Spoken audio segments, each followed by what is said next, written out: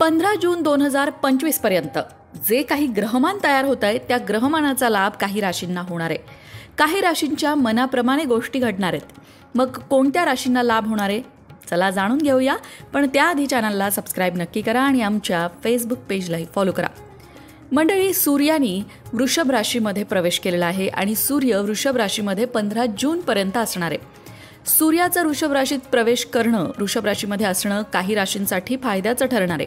15 जूनपर्यंत तयार होणाऱ्या ग्रहमानाचा काही राशींना लाभ होणार आहे, तर काही राशींना काळजी घ्यावी लागणार आहे. काही राशींचं नुकसान सुद्धा होऊ शकतं. प्रत्येक राशीवर कसा परिणाम होणार आहे ते आता जाणून घेऊ. पण तुम्हाला फक्त तुमच्या राशीचं ऐकायचं असेल आणि बाकीच्या राशींचं ऐकण्यात काहीही इंटरेस्ट नसेल तरी सुद्धा तुम्ही ऐकू शकता. डिस्क्रिप्शन बॉक्समध्ये टायमिंग्स दिलेले आहेत. तुम्ही त्या टाइम फ्रेमवर जाऊन फक्त तुमच्या राशीचं सुद्धा ऐकू शकता. आपण मेषपासून मीनपर्यंत काय परिणाम होणार आहे ते बघणार आहोत. चला तर सुरुवात करूया मेष राशीपासून. सूर्यनारायणाचा वृषभ राशीतील प्रवेश मेष राशीच्या लोकांना खूप फायदा देणारा ठरणार आहे. तुमची आर्थिक स्थिती सुधारेल आणि पैसे कमवण्याचे नवीन मार्ग सापडतील. या काळात मेष राशीच्या लोकांचा सौंदर्याशी संबंधित गोष्टींमध्ये रस वाढू शकतो आणि हे लोक सौंदर्याशी संबंधित वस्तूंद्वारे पैसे कमवू शकतात. आपण नवीन मार्ग शोधण्याचा प्रयत्न देखील करू शकता. सूर्यगोचरामुळे एकापेक्षा जास्त स्रोतांकडून पैसे मिळण्याची शक्यता आहे. कामाच्या ठिकाणी उच्च पद मिळवण्याच्या ध्येयावर लक्ष केंद्रित करणं सुद्धा फायदेशीर ठरेल. यामुळे करिअरमध्ये चांगली वाढ होण्यास मदत होऊ शकते. वृषभ रास, सरकारी नोकरी किंवा कोणत्याही स्पर्धा परीक्षांची तयारी करणाऱ्यांसाठी हा काळ शुभ ठरू शकतो. कारण सरकारी नोकरीचा कारकच सूर्य आहे. आपल्या कुंडलीमध्ये जर सूर्य बलवान असेल तर सरकारी नोकरीचे योग असतात. म्हणूनच सूर्यनारायणाची उपासना सरकारी नोकरी मिळवायची असेल तर करायला सांगितली जाते. कामाच्या ठिकाणी सुद्धा वृषभ राशीची लोक मोठ्या ध्येयावर लक्ष केंद्रित करू शकतात. जर तुम्ही नवीन काम सुरू करण्याच्या विचारात असाल तर या काळात तुम्ही तुमचा स्वतःचा व्यवसाय देखील सुरू करू शकता. तुम्हाला त्याचा नक्कीच फायदा होईल. सरकारी नोकरीची तयारी करणारे कठोर परिश्रम करून परीक्षेत चांगले गुण मिळवण्याचा प्रयत्न करतील आणि चांगल्या ठिकाणी अर्ज करू शकतील. मिथुन रास, सूर्याच्या संक्रमणामुळे मिथुन राशीत जन्मलेल्या लोकांना ऊर्जेचा थोडासा अभाव जाणवू शकतो. याशिवाय तुम्हाला कुटुंब आणि नोकरीशी संबंधित काही समस्यांना सुद्धा तोंड द्यावं लागू शकतं. तसंच कामावर प्रयत्न करूनही तुम्हाला अडचणी येत आहेत असंही वाटू शकतं. जर तुमचे मोठे भाऊ बहीण असतील तर या काळात नात्यात काही गैरसमज निर्माण होऊ शकतात. सूर्याच्या भ्रमणामुळे तुम्हाला तुमच्या डोळ्यांच्या आरोग्याकडे विशेष लक्ष द्यावं लागेल. जर तुम्ही हे केलं नाही तर डोळ्यांशी संबंधित समस्या सुद्धा तुम्हाला त्रास देऊ शकतात. एकंदरीतच मिथुन राशीच्या लोकांसाठी सूर्याचं हे गोचर भ्रमण फारसं फायदेशीर नाही. पण तुम्ही सूर्यनारायणाची उपासना करू शकता. सूर्याला रोज सकाळी उठल्यानंतर स्नान करून बरोबर सूर्योदयाच्या वेळेला अर्घ्य अर्पण करू शकता. अर्घ्य कसं अर्पण करावं या संदर्भातला एक व्हिडिओ आपल्या लोकमत भक्ती चॅनलवर आहे, तो नक्की बघा. त्यामुळे सूर्यनारायणाची कृपा होते.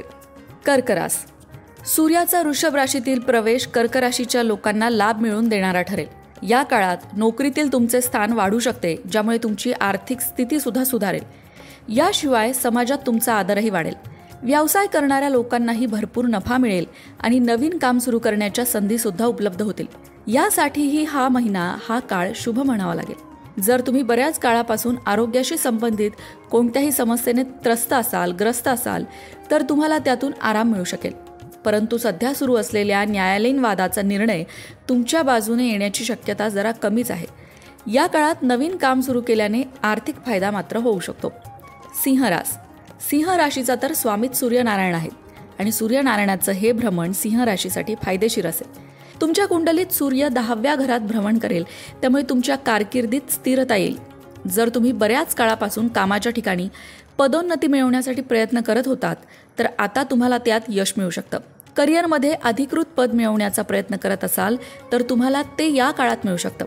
एकंदरीतच सिंह राशीच्या करिअरसाठी हा काळ चांगला म्हणावा लागेल. व्यवसायाच्या बाबतीत लोकांशी चांगले संबंध निर्माण केल्याने यश मिळेल आणि तुम्हाला निश्चितच नफा होताना दिसेल.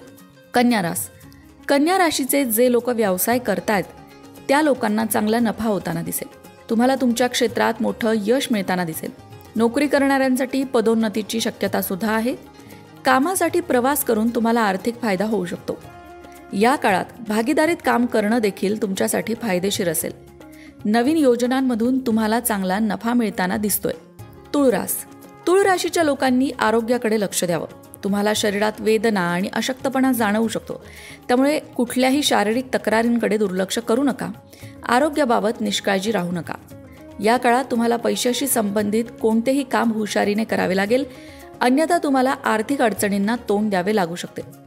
तुळ राशीच्या लोकांनी सध्या व्यवसायात कोणत्याही प्रकारची गुंतवणूक करणं टाळावं. असं न केल्यास नुकसान होऊ शकतं. वृश्चिक राशीच्या लोकांची 15 जूनपर्यंत जरा चिडचिड होताना दिसेल. अशा परिस्थितीत कोणत्याही व्यक्तीशी बोलताना विचार करूनच बोला. याशिवाय तुम्हाला तुमच्या कामाच्या ठिकाणी किंवा कुटुंबात सुद्धा समस्या येऊ शकतात. जबाबदारीचं काम करण्यात तुम्हाला अडचणी येतील. तुमच्या बदलत्या स्वभावामुळे तुमच्या जोडीदारासोबतच्या नात्यात सुद्धा कटुता येऊ शकते. थोडंसं शांतीने घ्या, संयमाने घ्या. या परिस्थितीत एकमेकांना समजून घेण्याचा प्रयत्न करा आणि आरोग्याकडे सुद्धा लक्ष द्या. धनुरास या राशीच्या लोकांना त्यांच्या कारकिर्दीत आदर आणि प्रसिद्धी मिळेल. तसंच तुम्ही कुटुंबातील सदस्यांसाठी वाहन खरेदी करू शकता.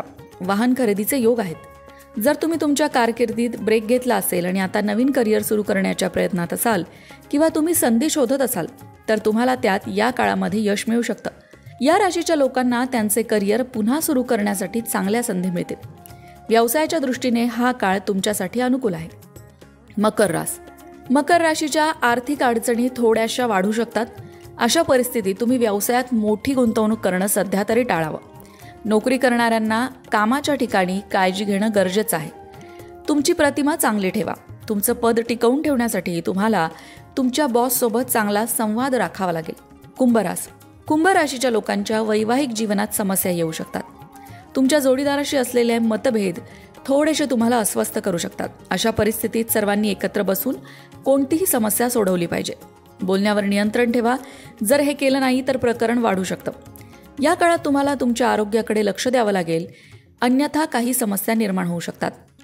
मीन राशीच्या लोकांनी सुद्धा आरोग्याकडेच लक्ष द्यायचं आहे. या काळात तुम्हाला गाडी चालवतानाही काळजी घ्यावी लागेल. दुखापतीची शक्यता आहे. तसंच पैशांचे व्यवहार करताना काळजी घ्या. विचार न करता किंवा घाईघाईत कोणताही निर्णय घेतल्यास आर्थिक अडचणी येऊ शकतात. या काळात तुम्हाला काही महत्त्वाच्या कामांमध्ये यश मिळेल आणि कधीकधी तुम्हाला निराशेचा सामनाही करावा लागू शकतो. म्हणजेच 15 जूनपर्यंतचा हा काळ मीन राशीच्या लोकांसाठी कुछ खट्टा कुछ मीठा असं म्हणावं लागेल. काही गोष्टी मनासारख्या घडतील, पण त्याचबरोबर काही गोष्टी थोड्या मनाविरुद्ध सुद्धा घडू शकतात. अशाच प्रकारच्या माहितीपूर्ण व्हिडिओंसाठी लोकमत भक्ती चॅनलला सबस्क्राईब करा आणि बेल आयकॉनवर सुद्धा क्लिक करा, म्हणजे आमच्या नवनवीन व्हिडिओचं नोटिफिकेशन तुम्हाला मिळत राहील.